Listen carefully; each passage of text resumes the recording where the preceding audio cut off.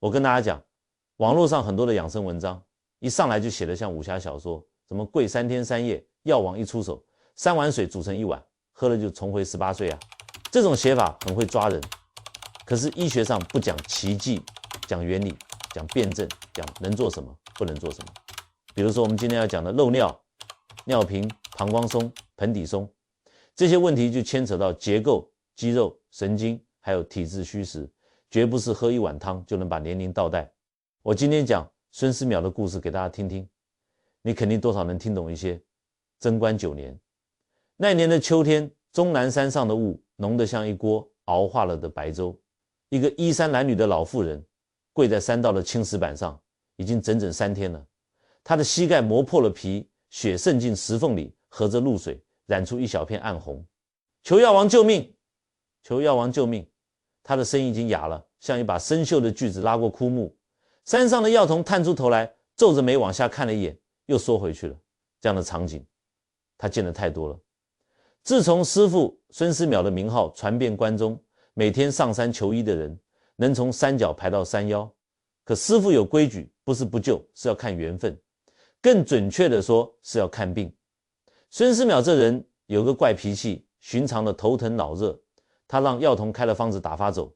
真正让他亲自出手的，必须是疑难杂症，是那种让他眉头紧锁，夜不能寐，翻遍古籍也要找到答案的病。他不是冷血，他是吃于医道，吃于那些藏在人体经络里的尚未被发现的秘密。第4天清晨，雾散了，孙思邈拄着竹杖从山上慢慢走下来。他今年已经90多岁了，没人知道他的确切年龄，有人说90，有人说100，甚至有人说他已经活了140岁。但他的步伐依然稳健，眼神依然清亮，像一口千年古井，深不见底。他看见的那个老妇人，准确的说，他闻到了一股淡淡的骚气，混在晨雾里，若有若无。孙思邈的脚步停了，他的鼻子比任何人都灵敏，行医70余年，他能从一个人的体味里闻出5脏6腑的虚实。这股气味他太熟悉了，那是膀胱失约、下焦虚冷的味道。你起来。他的声音不大，却像一颗石子投进平静的湖面。老妇人抬起头，一双浑浊的眼睛里瞬间涌出泪水。药王，我实在是没脸说我管不住尿了。老妇人叫赵氏，长安城东市一个布商的妻子，年轻时生了6个孩子，身子亏空的厉害，过了50岁就开始漏尿。起初只是咳嗽时漏一点，后来走路也漏，再后来站着站着就湿了裤子，她不敢出门，不敢见人。丈夫嫌她脏，儿媳嫌她臭，孙子见了她就捂鼻子跑，她活成了一个笑话。长安城的大夫我都看遍了。赵氏哽咽着说，有人说我是肾虚，给我开了金匮肾气丸，吃了3个月没用。有人说我是气虚下陷，给我开了补中益气汤，吃了半年还是没用。有人说我这是老了，治不好了，让我认命。认命这2个字像一把钝刀，一刀一刀割在他心上。孙思邈没有说话，他蹲下身，伸出3根手指搭在赵氏的腕上，脉象沉细，齿部柔弱，舌淡苔白，边有齿痕，小腹坠胀，按之绵软无力。他闭上眼睛，脑海里浮现出一幅画面，赵氏的膀胱就像一个用了几十年的旧皮囊，皮子松了，口子也松了，兜不住水了。不是肾虚那么简单，也不是气虚那么简单，是肾阳不足，脾气下陷，膀胱气化失失，3个问题纠缠在一起，像3根绳子拧成了一股，越拧越紧，越紧越解不开。孙思邈睁开眼睛，目光里有了光。这个病有意思。孙思邈把赵氏带上了山，他的药炉不大，3间茅屋，一个院子，院子里种满了草药，黄芪、当归、白术、茯苓，一窝整整齐齐，像一本摊开的活药典。药童端来热水，赵氏喝了一口，眼泪又掉下来了。他已经不敢多喝水了，喝得越多漏得越多，别怕。孙思邈说喝，他开始翻书，不是普通的书，是他自己写的书，那部尚未完成的，后来被称为千金药方的巨著，几十卷手稿堆在案头，密密麻麻的蝇头小楷，记录着他70年行医的心得。膀胱者，周都之官，津液藏焉，气化则能出矣。这是黄帝内经》的原话，意思是膀胱是人体的水库，负责储存和排泄尿液，但它不是一个简单的容器，它需要气化。什么是气化？通俗地说，就是肾阳提供的一股热力，这股热力像灶堂里的火，把水烧开了，蒸汽才能升腾。膀胱里的水液也需要这股热力来推动，该排的排，该流的流，开合有度，收放自如。如果肾阳不足呢，火灭了，水就凉了，凉水没有蒸腾的力量，只会往下坠，膀胱失去了气化的能力，就像一个没有阀门的水龙头，关不住了。这个道理孙思邈早就明白，但光补肾阳不够。赵氏吃了3个月的金匮肾气丸，就是补肾阳的，为什么没用？因为他的问题不只是火不够，还有兜不住。打个比方，膀胱是一个布袋子，火不够是袋子里的东西管不住，但如果袋子本身破了松了呢，你就算把火烧得再旺，水还是会从破洞里漏出去。赵氏生了6个孩子，气血亏损了几十年，他的膀胱，他的盆底就像一块被反复拉扯的旧布，弹性全没了。所以要同时解决2个问题，一是补火，让气化恢复；二是收兜，让膀胱重新兜起来补火。他有办法。收兜呢，孙思邈陷入了沉思，他想到了一味药，商汤，那也是螳螂的卵鞘，专门固精缩尿，但商汤偏于收摄，只治标不治本，就像给破袋子打个补丁，用不了多久又会裂开。他又想到了益智仁，温脾暖肾，缩尿止咸，但益智仁性燥，赵氏年老阴虚，用多了会上火。一连想了3天，孙思邈茶饭不思。第4天傍晚，药童端来一碗黑豆粥，师傅，您好歹吃点东西。孙思邈端起碗，看着碗里乌黑发亮的豆子，忽然愣住了。黑豆，他放下碗，快步走到书案前，翻开一卷手稿，手指在某一页上停住了。黑豆者，肾之谷也，色黑入肾，味甘性平，能补肾益精，活血利水。这是他早年写下的笔记。黑豆入肾经，这是常识，但他之前一直把黑豆当作一味平和的食材，没有太重视。此刻他忽然想到了一个关键的问题：黑豆补肾，补的是肾的什么？是肾阳，是肾阴还是肾气？他闭上眼睛，回忆自己几十年来用黑豆治病的案例。有一次他用黑豆配甘草解了一个农夫的药毒，有一次他用黑豆煮汁治好了一个产妇的浮肿，还有一次他猛地睁开眼睛，那是30年前的事了。终南山下有个猎户，50多岁，常年在山里风餐露宿，得了尿频的毛病，一晚上要起夜7、8次。孙思邈给他开了方子，其中就有黑豆。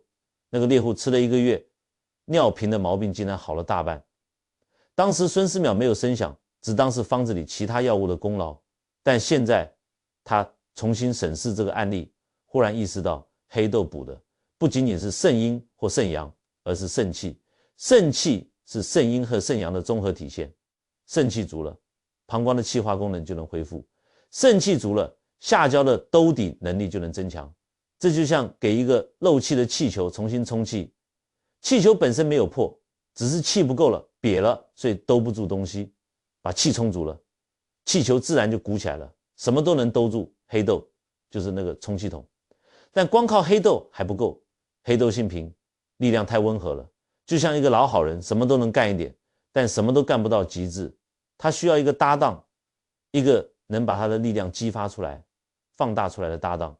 孙思邈站起身，走进院子里的药圃。月光下，一棵草药安静地生长着，他的目光扫过黄芪，扫过白术，扫过茯苓，最后停在了角落里一丛不起眼的植物上。芡实，他蹲下身摘下一颗芡实，放在掌心里端详。芡实这东西长在水里，却不怕水，它的果实外面包着一层硬壳，里面的果仁洁白如玉，无论泡多久都不会被水泡烂。这个特性让孙思邈想到了一个词：固摄。芡实味甘涩，入脾经、肾经，甘能补，涩能收。它最大的本事就是固肾摄精，补脾止泻。用在膀胱上呢，固摄下焦，收束膀胱，就像给松了的袋口重新系上一根绳子。黑豆补肾气，让膀胱重新鼓起来。芡实固下焦，让膀胱重新收起来，一补一固，一鼓一收，这不就是黄金搭档吗？孙思邈的手微微颤抖了。行医70年，他见过太多这样的天作之合，两味看似平常的药材单独用时效果平平，合在一起却能产生奇妙的化学反应，就像阴和阳，就像水和火，就像天和地，单独存在时各有各的好，合在一起时才是完整的世界。他转身回到药炉，铺开纸，研好墨，写下了一个方子。第二天一早，孙思邈让药童去准备材料。方子很简单，黑豆1把约30克，芡实1把约20克，清水3碗。药童看了看方子，挠了挠头，师傅，就这2样，不加点别的。孙思邈瞥了他一眼，大道至简。你以为药越多越好？药童不敢再问，老老实实去准备了。孙思邈亲自动手煮。他先把黑豆和芡实用清水泡了1个时辰，黑豆泡到微胀开，表皮裂出细纹，芡实泡到颜色从灰白变成微黄，质地从坚硬变得略软，然后冷水下锅，这一步很关键。孙思邈特意叮嘱必须冷水下锅，不能用热水。为什么？因为冷水下锅，药材里的有效成分会随着水温的缓慢升高而慢慢释放出来，像一个人慢慢打开心扉，把最深处的东西一点一点交出来。如果用热水，药材表面会迅速收缩，把有效成分锁在里面，反而煮不出来。大火烧开，转小火，这又是一个关键。大火吹开是为了激发药性，小火慢煮是为了让药性充分融合。就像2个人交朋友，先要热烈的碰撞，然后才能慢慢的磨合。孙思邈守在灶前，看着锅里的水从清澈变成淡黄，从淡黄变成深褐，从深褐变成近乎墨黑。黑豆的颜色渗出来了，芡实的精华也渗出来了，2种颜色在锅里交融缠绕，像2条溪流汇入同一条河。小火煮了约莫半个时辰，3碗水煮成了1碗。孙思邈端起碗，先闻了闻，一股淡淡的豆香，混着芡实特有的清甜，不浓不烈，温温润润的，像深秋的阳光。他尝了一口，味道甘中带涩，涩中有甘，甘是黑豆的味道，涩是芡实的味道，2种味道交织在一起，不冲突，不抢戏，恰到好处。好，他点了点头，把碗递给赵氏，喝。赵氏双手接过碗，犹豫了一下，药王，这就是药，看着像豆汤啊，药食同源。孙思邈说，最好的药往往不在药柜里，而在灶台上。赵氏喝了1碗下去，肚子里暖暖的，像有一团小火苗在轻轻燃烧。每天1碗，早上空腹喝。孙思邈说，连喝1个月再来找我。赵氏千恩万谢地下了山。说实话，他心里没底，那些名贵的药材都没治好他的病。这一把黑豆，一把芡实能行，但他没有别的选择了。第1天没什么感觉，第3天还是没什么感觉，第7天，赵氏隐约觉得夜里起夜的次数好像少了1次，从5次变成了4次，他不确定是不是心理作用。第10天，他确定了不是心理作用，起夜次数变成了3次，而且白天走路的时候漏尿的情况明显减轻了，以前走几步就要漏，现在走1刻钟才会有一点点。第15天，赵氏的儿媳妇发现了异常，娘，你今天好像没换裤子，以前赵氏1天要换3、4条裤子，今天竟然1条穿到了晚上。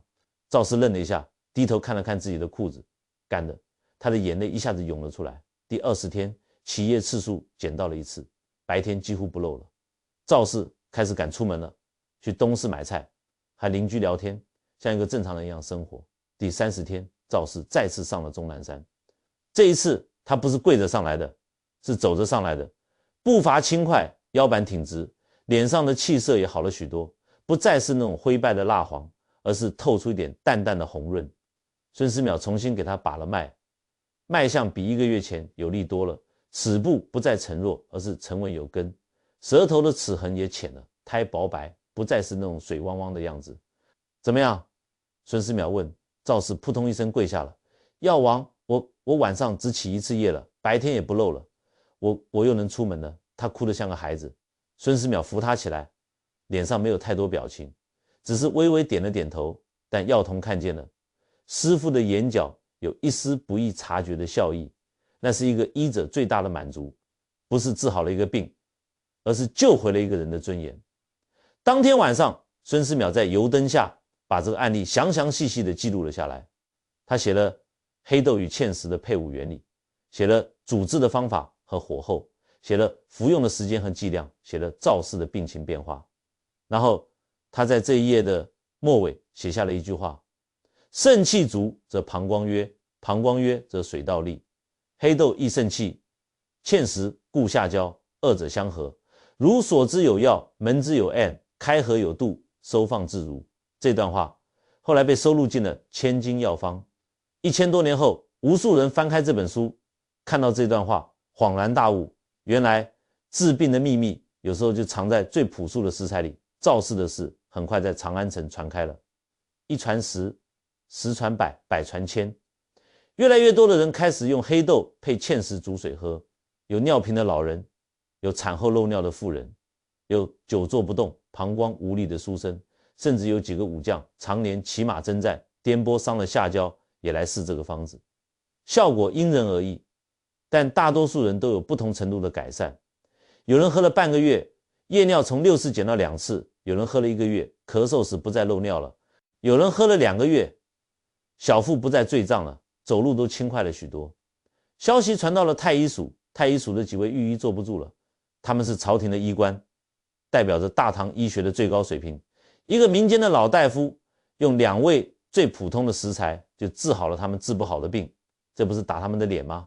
于是太医署派了一个人上终南山，名义上是请教，实际上是质疑。来的人叫刘禹，太医署的医正，40出头，医术不错，但心气更高。他带着一肚子的问题上了山。孙先生，刘禹拱了拱手，语气客气中带着一丝不以为然。听说您用黑豆和芡实治膀胱之疾，在下有几个疑问，想当面请教。即请说。孙思邈正在院子里晒药材，头也没抬。第一，黑豆性平，芡实性平，2味平性之药相合，药力岂不是太弱了？治膀胱虚寒，为何不用附子？肉桂这样的大热之药，孙思邈把一把黄芪翻了个面，慢慢说道：你见过烧水吗？烧水，大火烧水，水开得快，但也凉得快；小火为水，水开得慢，但热得久。附子、肉桂是大火，来得猛，去得也猛；黑豆、芡实是小火，来得慢，但留得住。膀胱之疾，非一日之寒，也非一日能愈，要的不是猛火攻城，而是细水长流。刘禹愣了一下，又问：第二，膀胱之疾病在下焦，下焦属肾，治肾当用熟地，山萸肉、山药这些经典的补肾之药，为何偏偏选黑豆？孙思邈这才抬起头看了刘禹一眼：你吃过黑豆吗？你吃过熟地吗？尝过。黑豆你可以天天吃，吃一辈子不伤脾胃。熟地呢，滋腻爱胃，吃多了脾胃运化不动，反而生湿生痰。膀胱之疾的病人本就下焦湿重，你再用滋腻之药，不是雪上加霜吗？刘禹的脸微微红了。黑豆补肾而不滋腻，利水而不伤阴，这是它最大的好处。孙思邈继续说，而且黑豆是食物，不是药物。食物入口，脾胃欢迎；药物入口，脾胃抵触。同样是补肾，用食物补还用药物补，效果可能差不多，但对身体的负担天差地别。刘禹沉默了一会儿，又问出了第3个问题：那为什么一定要配芡实、配莲子不行吗？配山药不行吗？这个问题问到了点子上。孙思邈放下手里的药材，在院子里的石凳上坐下来，示意刘禹也坐。莲子补脾固摄和芡实确实相似，但莲子偏于清心安神，走的是心经和脾经。对，下焦的固摄力不够，山药补脾益肾，但山药性质太平和了，补得有余，固得不足。他伸出2根手指，比了一个2的手势。芡实的妙处在于，它既能补又能固。补是往里填东西，固是把填进去的东西锁住。光补不固，就像往一个漏桶里倒水，倒多少漏多少；光固不补，就像把一个空桶封死，里面什么都没有，封了也没用。芡实是唯一一味能同时做到补含固的药食同源之物。它和黑豆配在一起，黑豆负责补肾气，芡实负责固肾气，一个往里送，一个往外守，送进来的东西守得住，守住的东西还能继续送，这就形成了一个良性循环。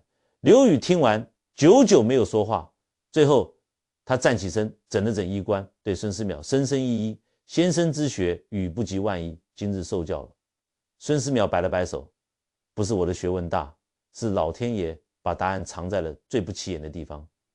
黑豆家家户户都有，芡实池塘里到处都是，最好的药从来不在深山老林里，而在你的厨房里，在你的饭碗里。”刘宇下山后回到太医署，把孙思邈的话原本地转述给了同僚们。太医署沉默了，从那以后再没有人质疑这个方子。而孙思邈继续在终南山上一边采药，一边著书，一边看诊。他把黑豆和芡实的配伍又做了进一步的研究和完善。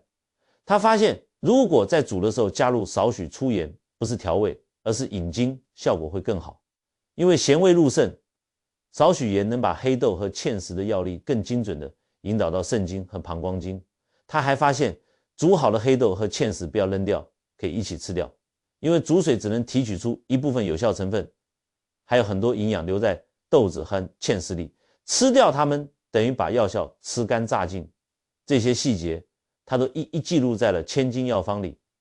后来他又写了《千金异方》，对这个方子做了补充和扩展。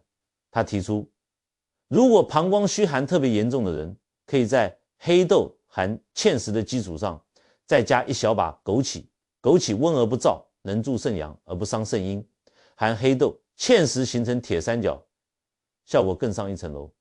但他始终强调核心是黑豆和芡实，枸杞是锦上添花，不是雪中送炭。没有枸杞，方子照样管用；没有黑豆和芡实，方子就不成立了。孙思邈最终活了多少岁？史书上众说纷纭，有人说他活了101岁，有人说他活了141岁。但无论哪个数字，都足以证明一件事：这个老人用自己的身体验证了自己的医学。他一辈子粗茶淡饭，但从不亏待自己的肾。据说他自己就常年喝黑豆芡实水。故事到这里就结束了，大家有没有学到哪怕一点的养生知识？这也是我讲这些的意义所在。